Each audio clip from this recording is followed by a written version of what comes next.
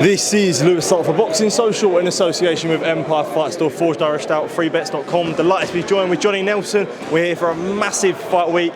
Easter, the Easter eggs don't get any better than this one. Fabio Wardley, Frazer Clarke, O2 Arena. Big, I suppose, big ticket sales buzzing, mate. You must be buzzing. I think this is boxers' best card since they hit the scene. This isn't just a good headliner.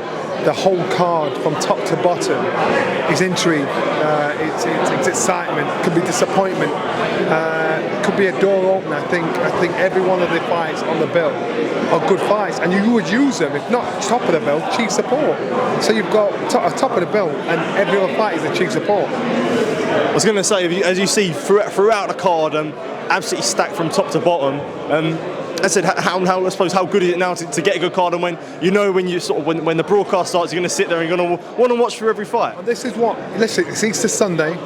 What a great opportunity straight after the football that the boxing's on. If you like your boxing, you'll love this show. That's good, because every single fight has it. Every single fight gets your attention. You can't pop out, oh, well, I'll come back after this fight. Every single fight is a sweet fight. It's a great card. And when it comes to British title fights, you can go through Joe Joyce versus Daniel Dubois, Anthony Joshua versus Dillian Whyte, Fabio Wardley, Frazer Clarke. Where does that rank amongst, I suppose, those fights? It brings it back again, because remember, when these guys fought each other, they weren't as big. They weren't as big as they are now, but at the time they were big. Fabio and Frazer are at that stage where they think it's a good fight, a good, well-matched domestic fight. You've got one guy that's had no amateur experience, he's fought white collar, unbeaten in 17 fights, stopping 16 of them. Another one that's had half the fights, but an amazing amateur pedigree. So one's got the professional experience, one doesn't. But you think his pedigree coming through, the expectation, the people he spar with off camera should be enough to pull this off. But he's having to play second fiddle, coming to the ring first, get the worst hotel out of the two of them. He's had to play second fiddle. So you've got one guy that's pissed off, and he's the one that's probably got more credentials to his resume from when he started boxing. This fight, to me, I think it's a cracker. Fabio can say, no matter what, I'm learning on the job. It's a win-win for him. If he loses, he'll say, well, you know what, I didn't have much of an amateur career, I'm a white collar fighter, but look what I've done. If he wins, he'll say, I'm a dragon slayer, look what I'm doing to all these good fighters. This is a good fight. On that point as well, you was obviously in the middle of the gloves are off, and Frazer raised an interesting point where he said that he got a text saying that the weight of amateur boxing in the UK is on your shoulder, and it's on his shoulders. Does it feel like that? Could how could an Olympian lose to a white collar guy? Fabio has been brilliant at dropping little time bombs, landmines, to try and disrespect, undermine, dismiss Frazer. I personally think it's niggling Frazer. No matter how much he said he's not bothered about it, it's niggling, because he's thinking, look what I've done in my career, and I'm having to play second fiddle to you, and you think you can say that to me? And he does understand, because remember, he's the one that motivates and talks to all the amateurs all over the world, follows them. He led our country, so therefore he's the one that says this is the transition to get from A to B through your career. So if he loses to Fabio, how does his words have any value, any weight? That position's gone. That's what he's been. He was like the team leader, the head honcho of that squad. Now, amateur boxing and professional boxing is two completely different games. I know that. I boxed amateur. I only won 3 amateur fights. But the amount of professional gold medalists I beat and national champions I beat when I turned professional are ridiculous. So some fighters, the pro game suits them better than the amateurs. So for Fabio, he's proved that with the success he's had, the professional game suits him down to the ground. Absolutely. I suppose I did want to move on to other topics. Last weekend there was a good card in Sheffield, a great domestic card with Dalton Smith. I did see you was ringside for that fight. And I suppose a lot of the conversation has been post-fight, when after Dalton Smith did stop Jose Zepeda. He's very quick to call out Adam Azim. Eddie Hearn was very quick to send a message down the camera to Sky Ben, McGuigan's and Adam. As far as where this situation stands between this fight, obviously it's been ordered by the EBU and the British Boxing Board of Control. What do you think would be the logical step for Team Azim? I know Dalton Smith made it very clear they want the fight. What do you think sort of Team Azim should do? I'm looking at both fighters. Obviously, Dalton Smith looked like the more mature, rounded boxer. And you saw after that performance, a boxer that knew what he was doing, wasn't fighting on instinct. He was fighting on just on instinct, and fighting on brain, boxing expertise, and everything. Adam, instinctively, naively, has been successful because he has the power, he has the eye, he has that youth, he has that ignorance of youth that's got him to this level. And his experience is going to match his ability, but it doesn't match up yet. So again, he needs that experience to all of a sudden to have confidence to match his ability to pull it through. Whereas Dalton has the ability, and he's having the experience and he's showing it. So these two to fight, I think, looking at all of them, I personally, I'd say with Adam, you know what?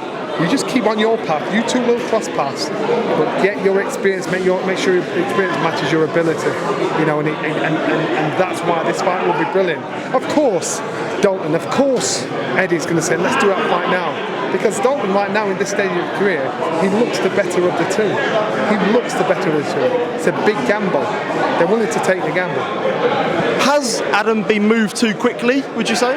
No, not at all, because when Adam first started, he was at a stage where his wins were too easy, to the point where who could you put him in with?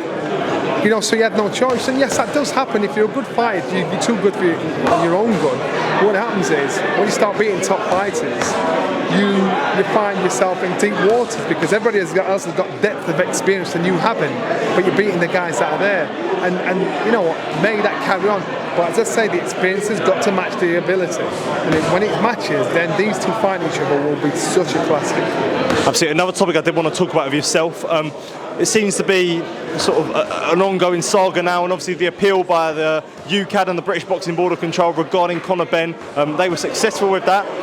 Hearing they were successful, what did you make of the situation, and was it a surprise to you? It's sad and it's frustrating because, again, hindsight's a great thing. If even though Conor protests his innocence, and I understand the frustration, if you, no matter what, if you feel as though you've done no wrong, you're going to say, nah, I'm not playing that game. But if Conor had bit the bullet, put motion to one side and taken his ban, he'd be fighting now in the UK. Conor's still carrying on with his career. Conor's still a name that everybody talks about as a fighter. He's still getting fights out there. Unfortunately, he won't be able to fight here on UK soil unless it's under a different licence. That's number one. Number two is Simon Jordan was right. Any British fighter, any trainer, or anybody that has anything to do with him officially, they're in fear of getting the licence suspended. I know the board will do that, because I remember when the WBO first came on the scene and the Boxing Board of Control sent letters around to every promoter, manager and fighter and said, if you are on any of these undercards, you will get your licence suspended or viewed. So Conor's in that position where, what does he do? Does he decide to carry on fighting all over the place, and there's fights outside the UK that are lucrative fights for him, exciting fights for him, or does he think, you know what, I'll sit back, have a year off or whatever time you're going to give me and get on with my career? And that's for Conor. But Conor, I've always said, I think this kid, regardless of what's happened in his career, I think he's a talented young fighter. And you think, to say he's been banned, he's probably one of the most talked about UK fighters currently. Is the whole situation as simple as he's failed a drugs test, we need to know why? Is it as simple as that? No, shall I tell you why? Because I don't understand. It's like Dylan White.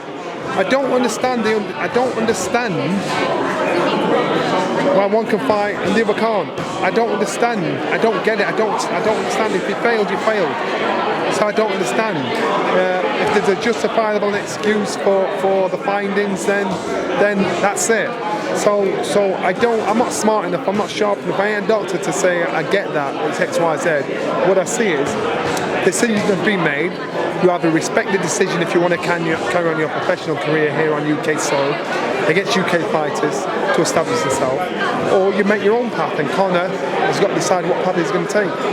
Absolutely. Just a final one from myself. It looks ever closer that Joshua Buatsi will be facing off with Anthony Yarde. The excitement for that fight is edging closer, and we could be seeing it very soon. No. You don't think so? I reckon Yarde will end up fighting someone like Smith first. I know talk's there, but I don't. It's show business, and I think it's business that kills the show. Threw me off there. Yeah, and I think these guys want to fight each other, but I don't think the business will let it happen straight away. Absolutely, Johnny. As always, thank you for taking time to speak to me. Always good to catch up with you. And yeah, all the best and enjoy this week, which will sure be a great one. Top man.